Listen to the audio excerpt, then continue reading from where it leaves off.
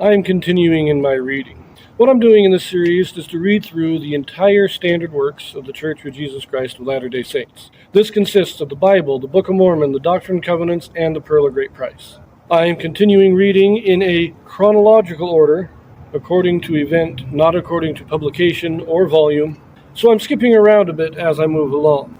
So we're continuing in the Book of Alma. We are now in the midst of the war chapters, the famous war chapters. Amalickiah started this war. He's now dead, assassinated by Teancum in his sleep. His brother Ammoron is now king, and we have the double theater. We have the Eastern War and the Western War, dividing the forces of the Nephites, trying to surround them.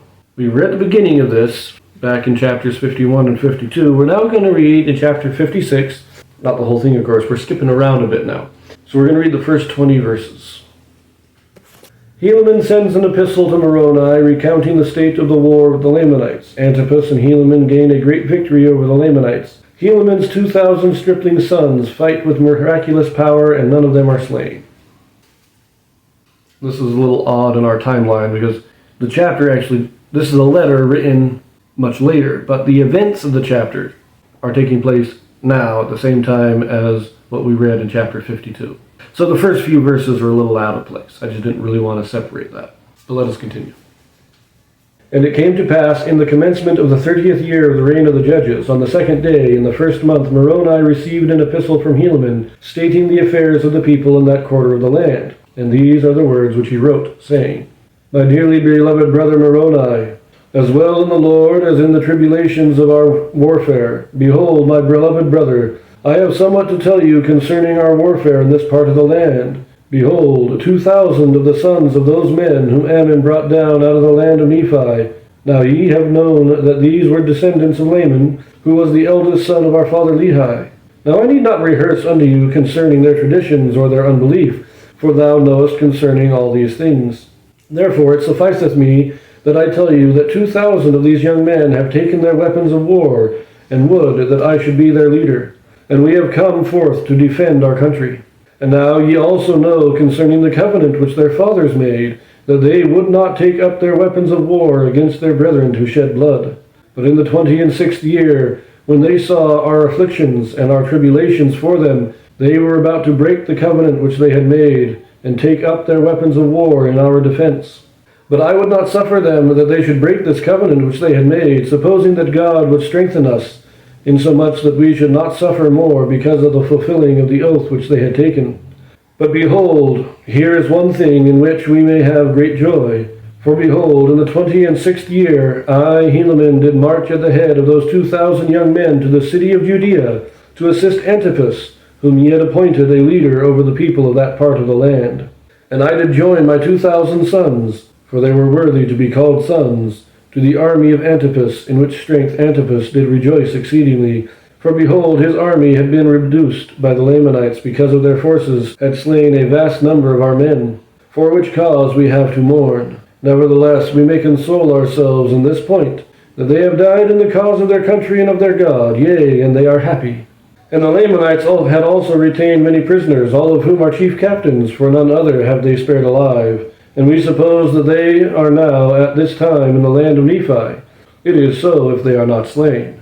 And now these are the cities of which the Lamanites have obtained possession by the shedding of the blood of so many of our valiant men. The land of Manti, or the city of Manti, and the city of Zeezrom, and the city of Cumeni, and the city of Antipara. And these are the cities which they possessed when I arrived at the city of Judea. And I found Antipus and his men toiling with their might to fortify the city. Yea, and they were depressed in body as well as in spirit, for they had fought valiantly by day and toiled by night to maintain their cities, and thus they had suffered great afflictions of every kind. And now they were determined to conquer in this place or die. Therefore you may well suppose that this little force which I brought with me, yea, those sons of mine, gave them great hopes and much joy. And now it came to pass that when the Lamanites saw that Antipus had received a greater strength to his army, they were compelled by the orders of Ammoron to not come against the city of Judea, or against us to battle. And thus we were favored of the Lord. For had they come upon us in this our weakness, they might have perhaps destroyed our little army. But thus were we preserved. They were commanded by Ammoron to maintain those cities which they had taken. And thus ended the 26th year. And in the commencement of the 27th year, we had prepared our city and ourselves for defense. So this is all taking place in the 26th year. Now we read that Moroni was going out to the west, but he's not there when Helaman comes in with his 2,000 young men. So we can only assume that he did what he needed to do and then went back east, because from this point on, Moroni is always in the east. But now let us consider these 2,000 men. This is the 26th year of the reign of the judges. It was about, I would say, the 8th year, maybe the 9th year, that their fathers took the oath and buried their weapons of war. It was around that time. Might have been as early as the 5th year, but I think it was around between 7 and 9, between the 7th and 9th years of the judges. So we're talking 17 to 19 years before this happens. Now these are all young men. These are the stripling warriors. I am assuming that the youngest of them is maybe 16 and the oldest is maybe in his early 20s, 21, 22. That's the age range I am imagining for these young men. Now it says that their fathers made the oath, which means they have to be young enough that they could not make an oath at the time.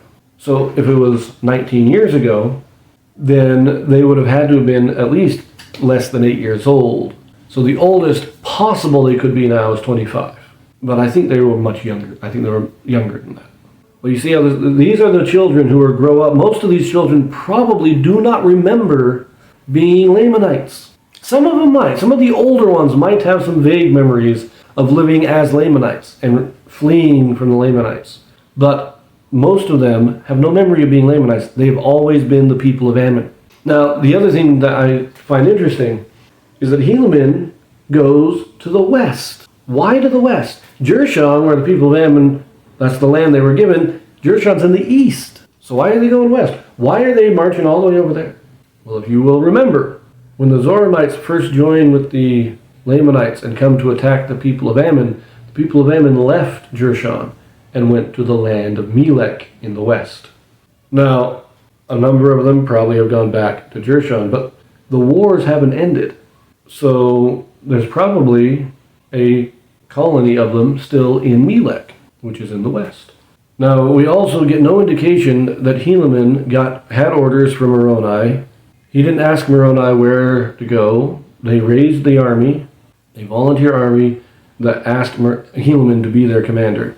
And they just went. And after they went, then, it's like they said in the 30th years when they're sending the letter to explain all this, so it's 4 years later that Helaman tells Moroni what's going on. So this was a volunteer force led by Helaman, separate from the main army. Now, he will, as we will read, become part of the main army, and to some extent even become the main chief captain in the west. But he doesn't start that way. Anyways, I'm going to leave that here. Well, we're going to skip around a bit, so I will see you there.